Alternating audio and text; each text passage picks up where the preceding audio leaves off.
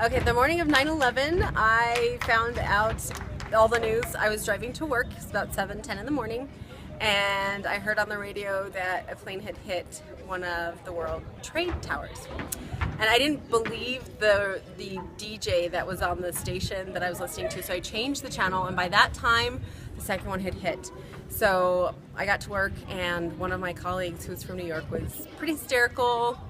It was crazy. It was just nonstop news, and it's just very sad. My 25th birthday was 3 days later, and I remember feeling like I didn't really want to celebrate at all. I was very sad, thinking about people that might have been trapped, that may have still been alive in the rubble, but they wouldn't be able to get to them in time. So it was just really sad and scary. It was very, very scary. I remember crying because I thought, oh no, this means war.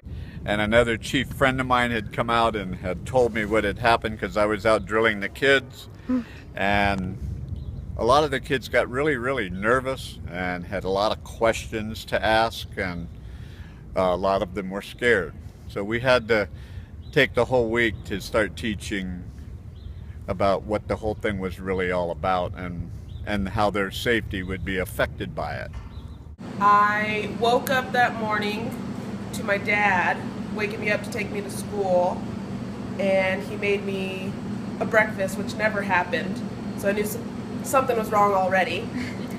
And then I woke up, got out of my bed, went to go eat breakfast, and my mom and brother were sitting watching the TV and watching all of it happen.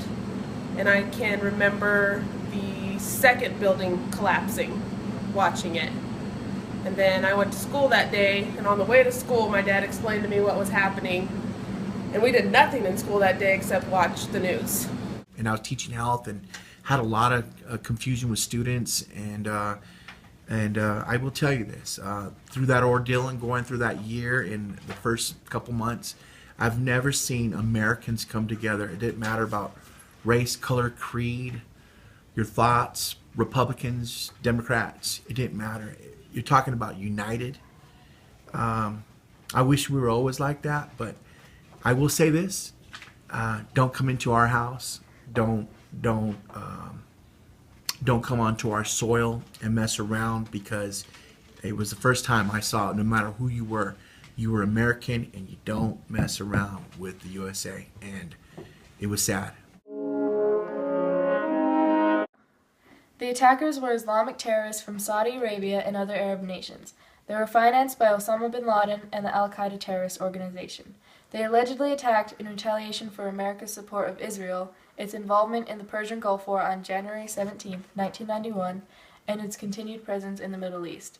19 terrorists smuggled box cutters and pocket knives through 3 East Coast airports and boarded flights bound for California.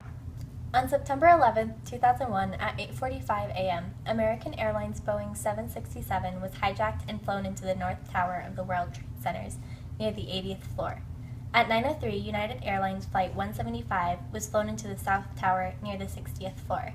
Both trade centers could not withstand the crash, and at 9:59 and 10:28, they collapsed in massive clouds of smoke and dust. Perhaps purposefully into, oh my goodness, oh God, there's another one. Oh my goodness, there's another one. This seems to be on purpose. The entire building has just collapsed, as if a demolition team set off. When you see the old demolitions of these old buildings, it folded down on itself, and it is not there anymore. That should be it. It has completely collapsed. Close to 3,000 people died in the World Trade Centers, including 343 firefighters and paramedics, 23 New York City police officers, and 37 Port Authority police officers. 10,000 people were injured, and only 6 survived at the time of the collapse. At 9:37, American Airlines Flight 77 slammed into the west side of the Pentagon. The jet fuel caused a great fire to start and part of the building to collapse. 125 military personnel and civilians were killed in the Pentagon, along with 64 people aboard. United Flight 93 had been delayed in takeoff, and the passengers learned of the events in New York on board. The passengers and flight attendants knew that their plane had been hijacked and would be crashed into a building, so they planned an attack. Due to phone calls from the passengers to loved ones, the public was able to learn of the events that followed. Babe. Babe, listen. My plane has been hijacked. I just answered the phone, like I normally do. Hello, babe, how you doing? And she said, babe, you need to listen. My plane has been hijacked, and I said, stop joking. Will you say the Lord's Prayer with me? But I didn't hesitate to recite it with them. Our Father, who art in heaven, hallowed be thy name. Thy kingdom come, thy will be done. We recited it word for word. Give us this day our daily bread. We did it in a calm voice. We did it together, very calmly. And I think that just gave him the strength, because after that, that's when he told me that he's going out on his faith and they're going to jump the guy with the bomb. Okay. Let's roll.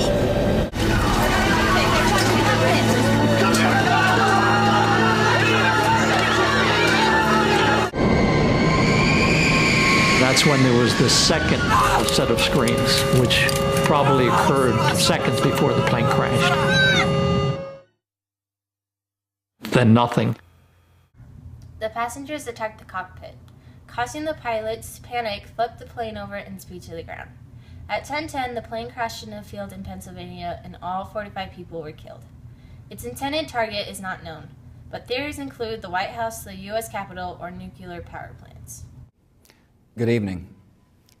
Today, our fellow citizens, our way of life, our very freedom came under attack in a series of deliberate and deadly terrorist acts. We will make no distinction between the terrorists who committed these acts and those who harbor them. On December 13, 2001, the U.S. government released a tape in which Osama bin Laden takes responsibility for the attacks. On October 7th, Operation Enduring Freedom began. It was an American-led international effort to oust the Taliban regime.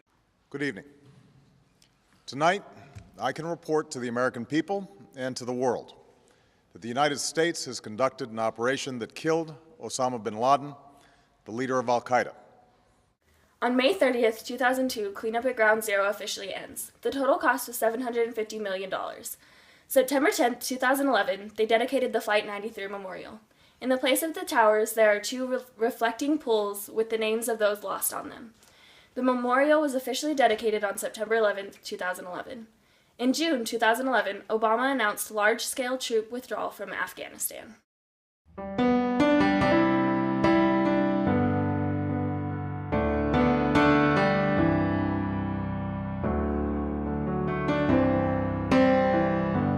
Bless the